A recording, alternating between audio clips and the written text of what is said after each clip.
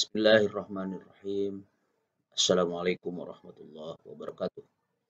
A'udzu billahi minasyaitonir rajim. Bismillahirrahmanirrahim. Alhamdulillahilladzi hadana bil huda wa dinil haqq.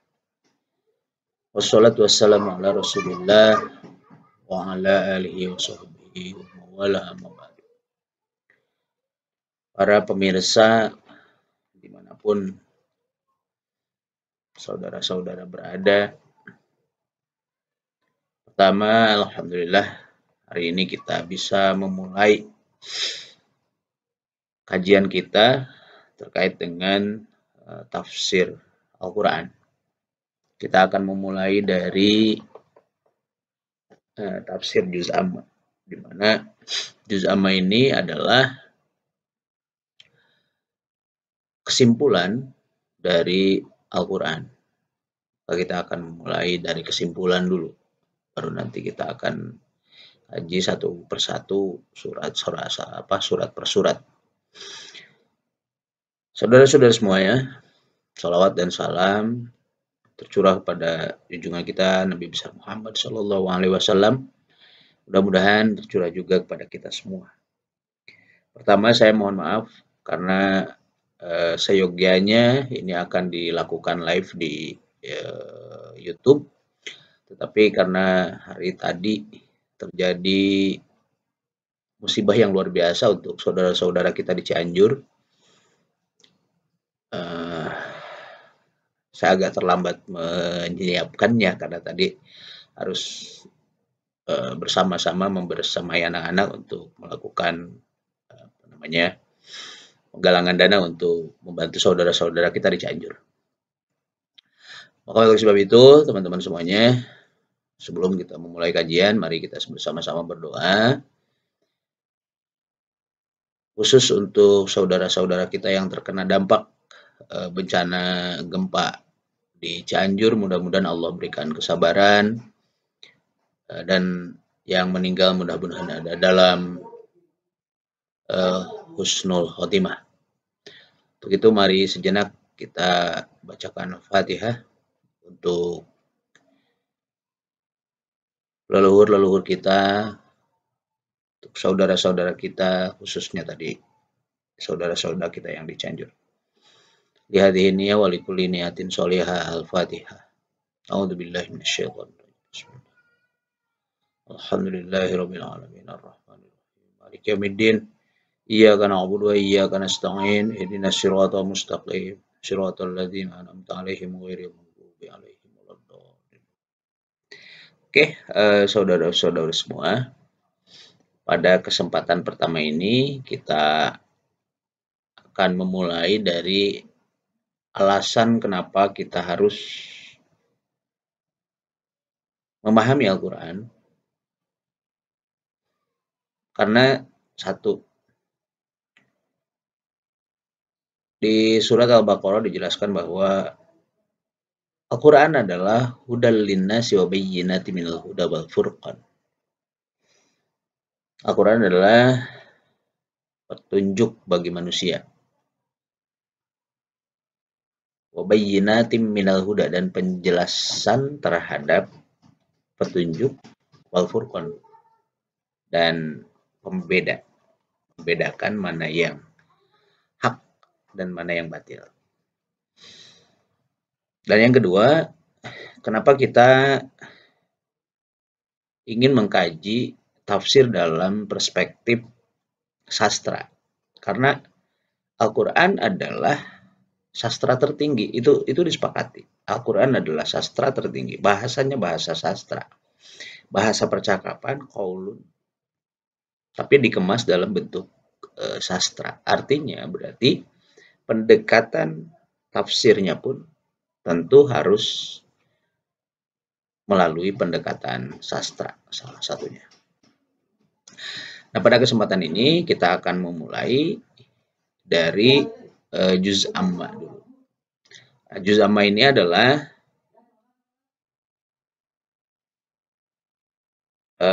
kesimpulan dari Al-Quran.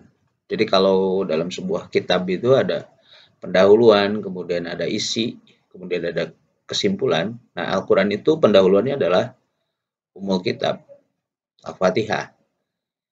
Kemudian penjelasannya, bayannya, itu tadi dari Al-Baqarah sampai juz 29. Juz 1 sampai juz 29 itu adalah penjelasan, itu adalah bayan. Nah, kesimpulannya itu ada di juz 30. Maka kenapa kemudian saya mengajak teman-teman untuk belajar berdiskusi terkait dengan apa tafsir atau bahasa bahasa saya sih memahami terjemah ya, memahami maksud dari ayat-ayat di juz amma. Nah, hari ini kita akan memulai dari surat Al-Fatihah. Kita akan mulai dari Ummul Kitab. Bismillahirrahmanirrahim. Kita mulai ya. Bismillah. Bi itu huruf. Maknanya adalah bahasa kitanya dengan. Bi itu dengan. Ismun, nama. Bismillahi, dengan nama Allah. Walaupun kemudian para penterjemah itu selalu menyisipkan menyebut. Tapi secara konteksnya, karena ini sastra, saya ingin mengajak teman-teman untuk memahami struktur utamanya dulu. Baru kemudian dari struktur utama ini akan lahir maksud sastranya seperti apa. Dikaitkan nanti dengan asbabun nuzul dan lain-lain. Bismillahi, dengan nama Allah. Nama Allah yang mana? Kan nama Allah banyak, ada 99 kan? Nah, dijelaskan. Ar-Rahmanir Rahim. Dengan nama Allah yang Maha Pengasih dan Maha Penyayang. Untuk apa dengan ini? Dengan nama Allah itu buat apa? Nah, tentu ada sastra di situ. Bahwa aku hidup dengan nama Allah yang Rahman Rahim. Artinya apa? Bismillahirrahmanirrahim. Itu kita menyatakan diri, ya Allah, Bismillahi, dengan namamu ya Allah, Ar-Rahmanir-Rahim. Artinya, saya akan hidup menjadi penyebar kasih sayang. Bismillahirrahmanirrahim. Dengan nama Allah yang Rahman Rahim, aku hidup. Alhamdulillahirabbil alamin. Alhamdu ini isim. Diterjemahkan dengan segala puji. Puji itu apa? Ya, puji itu artinya pengabdian, memuji. Karena tidak ada pujian, tidak ada memuji kalau tidak ada pengabdian. Segala puji itu ya ketika kita memuja dan memuji berarti kita mengabdi. Alhamdulillahi rabbil alamin. Yaitu menjadi pemuji Allah, menjadi pemuja Allah, Rabbil alamin, yang menguasai alam semesta. Rabbil itu kan mengendalikan, mengatur. Rabb itu pengatur. Rabbil alamin, yang mengatur alam ini. Ar-Rahmanir Rahim, yaitu apa? Yaitu penebar kasih sayang. Maliki, Malik, raja. Raja itu adalah yang menguasai. Yaum, hari. Din, agama. Apa itu din? Sering dimaknai, Malik Yaumiddin ini diterjemah adalah hari akhir. Kenapa? Kenapa di hari akhir disebut Yaumiddin? Karena di hari akhir, setelah kematian kita, ya disitulah pembuktian dari agama kita. Pembuktian dari tatanan hidup kita. Jadi Malik Yaumiddin itu adalah menjadi raja dari hari-hari penataan hidup. Dengan apa? Tadi berarti Ar-Rahmanir Rahim. Bahwa dengan Bismillahirrahmanirrahim. Dengan nama Allah yang Rahman Rahim aku hidup. Alhamdulillahi Rabbil Alamin, yaitu menjadi pemuja Allah. Pemuji Allah yang mengatur alam semesta ini. Ar-Rahmanir Rahim, menjadi penebar kasih sayang. Maliki Yaumiddin, yang menguasai kehidupan hari-hari.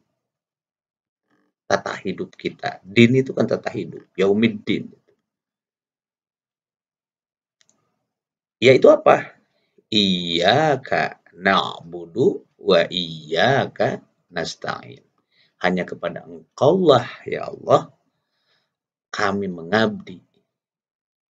Wa iyyaka nasta'in, dan hanya kepada Engkaulah kami memohon pertolongan. Nah, bagaimana cara memohon pertolongan? Dijelaskan lagi. Wasta'inu bisobri wassalah. Jadi memohon pertolongan sama Allah itu ada caranya. Caranya apa? Wasta'inu bisobri wassalah. Minta pertolongan dengan sabar dan sholat. Karena pertolongan Allah itu, yang namanya pertolongan nggak mungkin hadir di awal. Coba, setiap pertolongan itu akan hadir ketika kita sudah dalam keadaan terdesak. Itu namanya pertolongan. Maka wasta'inu bisobri wassalat. Maka syarat dari pertolongan Allah adalah sabar dan sholat. Sholat nanti kita akan bahas lagi. Inna sholata tanha 'anil fahsya'i wal munkar. Ada lagi penjelasannya di sana. Bahwa sholat itu apa? Sholat itu adalah Anda mencegah diri dari perbuatan keji dan mungkar. Itu sholat Anda. Diajarkan oleh Rasulullah bagaimana tirakatnya. Tirakatnya adalah tadi berdiri, turun. Ketika Allahu Akbar, turun. Allahu Akbar, gerak. Allahu Akbar, gerak. Jadi setiap ada perintah Allahu Akbar, gerak. Rubah. Kan begitu? Allahu Akbar. Turun. Allahu Akbar, turun kita. Sami Allahu liman hamid. Allahu Akbar, turun lagi. Nah, ini menggambarkan bahwa Allahu Akbar itu Allah Maha Agung, Allah yang ngatur. Lu nggak usah ngatur-ngatur gitu kan. Itu Allahu Akbar. Jadi makna Allahu Akbar itu Allah yang ngatur. Ente nggak usah macam-macam. Ente nggak usah ngatur-ngatur sendiri. Allah udah ngatur kok. Kamu ini hanya wayang. Dalangnya adalah Allah. Allah sudah ngatur kamu. Jangan bikin aturan sendiri. Jadi kata Allah, Allahu Akbar, gerak, gerak, turun, turun, naik, naik, kan gitu. Ketika kita sujud, Allahu Akbar, naik, duduk kan, duduk, Allahu Akbar, turun lagi. Ini ada 7 gerakan, ada 7 Allahu Akbar nih dalam satu gerakan. Nanti kita akan bahas di gerakan sholat ya. Nah, kembali lagi tadi. Iyyaka na'budu wa iyyaka nasta'in. Jadi hidup kita itu sebenarnya apa? Ya, hidup kita itu adalah Bismillahirrahmanirrahim. Hidup kita adalah menetapi atau hidup dengan nama Allah. Nah, ini dengan nama Allah ini luar biasa. Berarti kita sebenarnya hidup itu membawa nama Allah. Bahasa saya, jangan pernah kita menampakkan, mewujudkan nama Allah dengan wujud-wujud yang nggak benar. Wujud-wujud yang ya sebenarnya semuanya kan Allah Maha Pemarah ada. Ya kan? Allah Maha mengazab, adzabun syadid, inna adzabi lasyadid, kan gitu. Siksaku, berarti Allah kan Maha Penyiksa. Ya, manusia juga ada yang Maha Penyiksa. Ya itulah. Nah, pertanyaannya adalah kita ini mau hidup dengan nama yang mana? Dan Allah sebutkan tadi, Bismillahirrahmanirrahim. Hiduplah dengan nama Allah yang kasih sayang. Berarti tugas kita sebenarnya adalah Ar-Rahmanirrahim, menebar kasih sayang. Iya karena budu, oh iya nasta'in. Caranya menebar kasih sayang, ya mengabdilah hanya kepada Allah. Karena kalau mengabdi pada yang lain, maka nggak akan ada kasih sayang. Kalau mengabdi sama seseorang, kita akan kecewa, akan marah sama seseorang yang lain. Jadi mengabdi hanya pada Allah dan minta tolong hanya sama Allah. Jangan minta tolong sama orang, karena ketika minta tolong sama orang, maka akan muncul sebuah kekecewaan. Nah, ketika kecewa, sudah nggak ada lagi kasih sayang. Ar-Rahmanir Rahim itu. Nah, Ar-Rahmanir Rahim. Ar-Rahman itu diartikan oleh para ulama dulu kan nikmat Allah. Allah numaparin nikmat alit di dunia. Ar-Rahim Allah numaparin nikmat ageng di dunia, di akhirat. Tahun maksudnya apa artinya? Ya Rahman itu Allah itu maha pengasih. Maha pengasihnya apa? Ya semuanya dikasih. Ente mau durhaka, ente mau baik, ya semuanya dikasih sama Allah. Tapi nanti Ar-Rahim ada sebuah kepastian.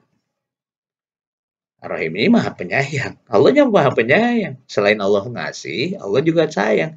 Sayang ya tadi, yang baik akan dibalas baik, yang buruk akan dibalas buruk. Itu nama maha penyayang Allah.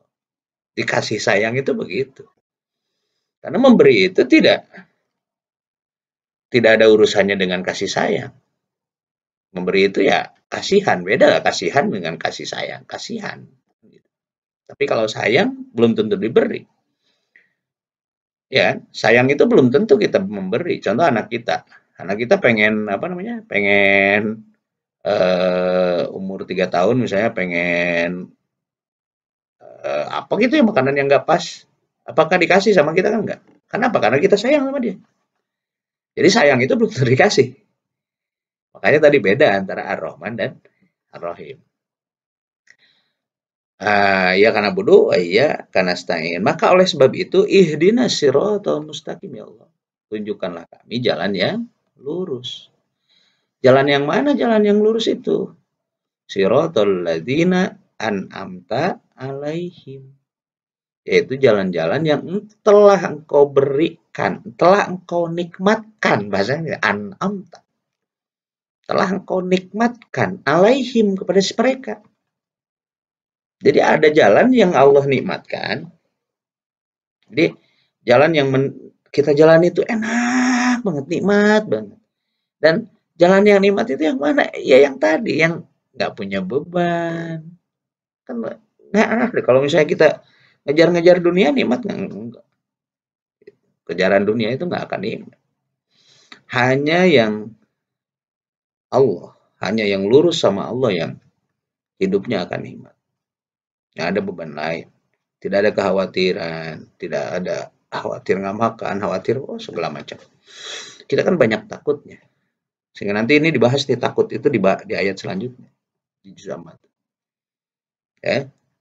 Siratal ladzina an'amta alaihim, yaitu jalan yang engkau anugerahkan, yang engkau nikmatkan kepada mereka. Siapa? Ya para rasul, para orang-orang yang diberi nikmat sama Allah. Diberi kenikmatan jalan. Ghairil magdubi, bukan orang-orang yang godok, dibenci. Nah, siapa yang dibenci? Nah, orang yang tahu tapi tidak melaksanakan itu magdub. Maka sebagian ahli tafsir menyatakan magdub itu adalah di Yahudi. Karakter Yahudi itu magdub. Dia tahu banyak, tahu ilmunya, tapi nggak mengerjakan. Ya itulah magdub. Dibenci sama Allah. Waladolin. Dan bukan orang tersesat. Orang tersesat itu apa? Ngerjain tapi nggak tahu ilmunya. Ini kan keren. Jadi Allah tidak menjelaskan secara ini, tapi sastrawi gitu ya. Bismillahirrahmanirrahim, dengan nama Allah yang Rahman, yang penuh kasih sayang. Dengan nama Allah yang pengasih dan penyayang. Alhamdulillahirabbil alamin. Segala puji bagi Allah, penguasa alam semesta. Siapa ya kita memuji Allah gitu kan.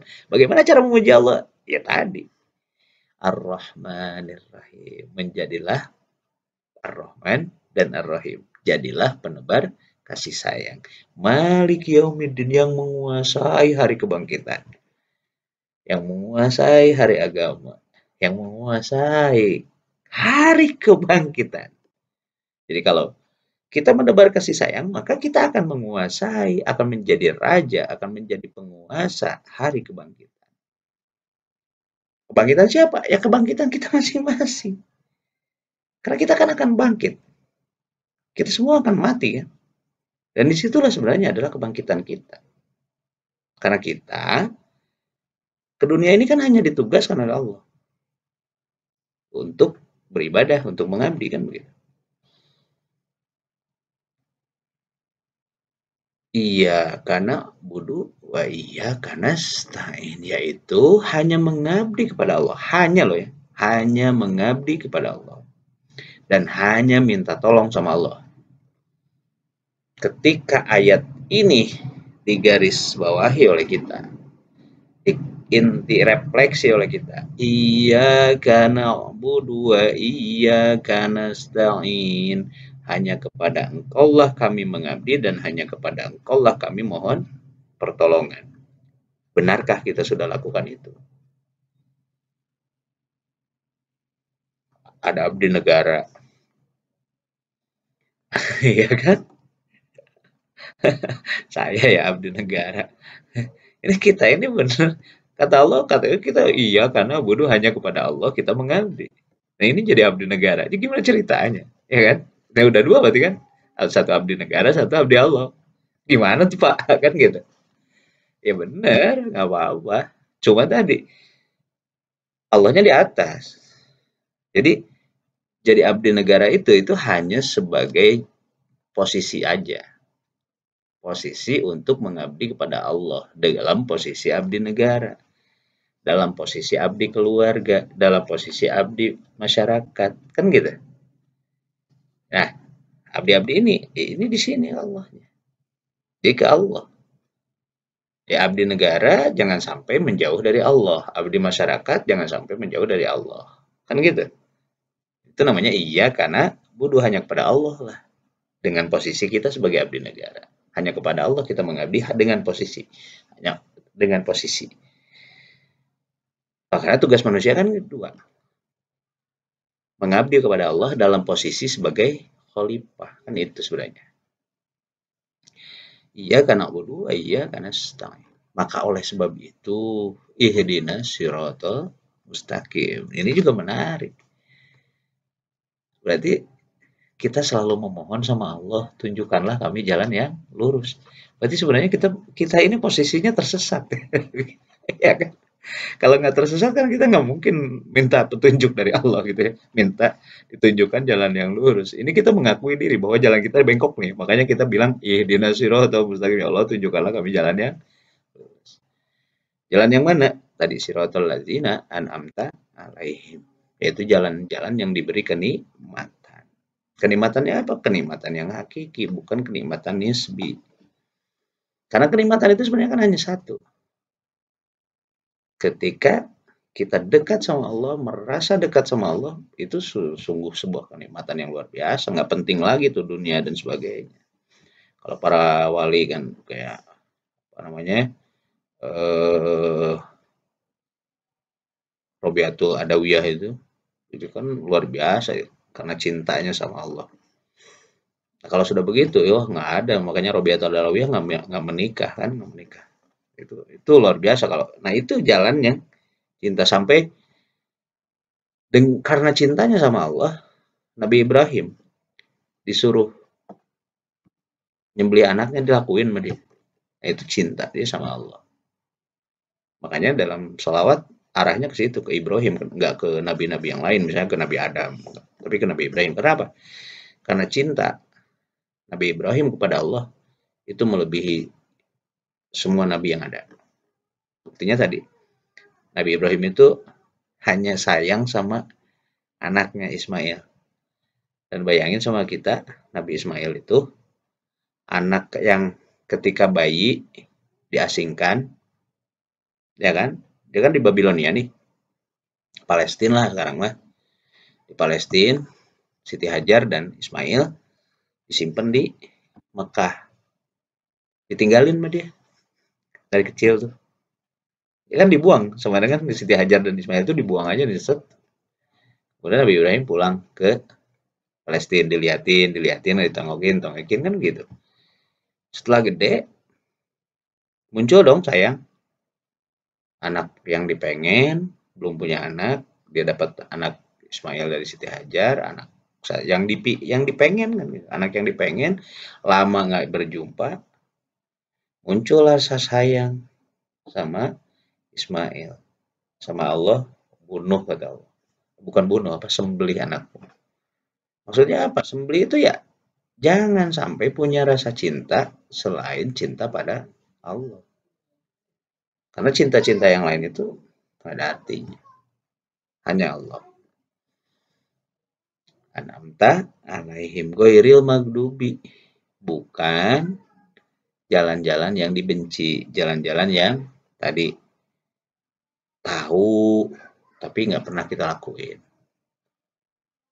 Ilmunya tahu, ini tahu, nggak sholat itu dosa tahu, ghibah itu dosa tahu, tapi dilakuin. Ini maghdub. Waladolin, ada yang baik tapi nggak tahu ilmunya. Nah, contoh ini benar, orangnya benar tapi tidak tahu ilmunya. Nah, itu namanya dolin, tersesat. Apalagi yang nggak tahu ilmunya, tersesat. Yang benar aja nih, yang benar ngelakuin tapi nggak tahu ilmunya, itu disebutnya dolin, tersesat. Itu saya kira untuk pertemuan ini. Kalau ada komen, ada sanggahan, ya monggo.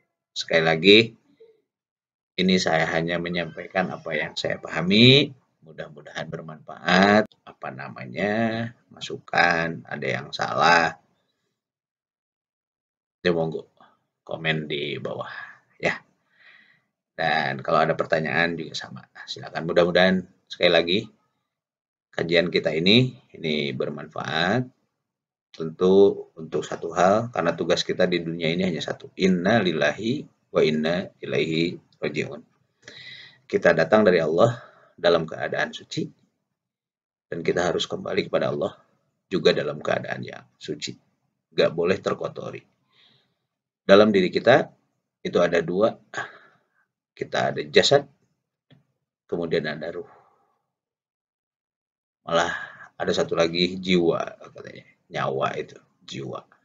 Ada jasad, ada tubuh, cangkang, ada jiwa, kemudian ada ruh. Kalau saya memahami cukup dua saja. Ada cangkang, ada isi. Cangkangnya adalah ini, pakai kopiah, matanya begini, ada kumisnya, giginya rengsol. Nah, ini adalah cangkang. Isinya apa? Isinya adalah ruhani kita. Dan cangkang kita itu sebenarnya tidak bisa apa-apa kalau nggak ada ruhnya. Maka yang harus diperbaiki adalah ruhani kita. Ruhani kita dasarnya dari mana? Kulir ruh min amri robbi. Katakanlah bahwa ruh itu adalah amrin. Perkara, amrin itu kan perkara, suruhan itu amar namanya. Min amri robbi. Ruh itu adalah suruhan Allah. Dan ruh itu adalah urusan Allah.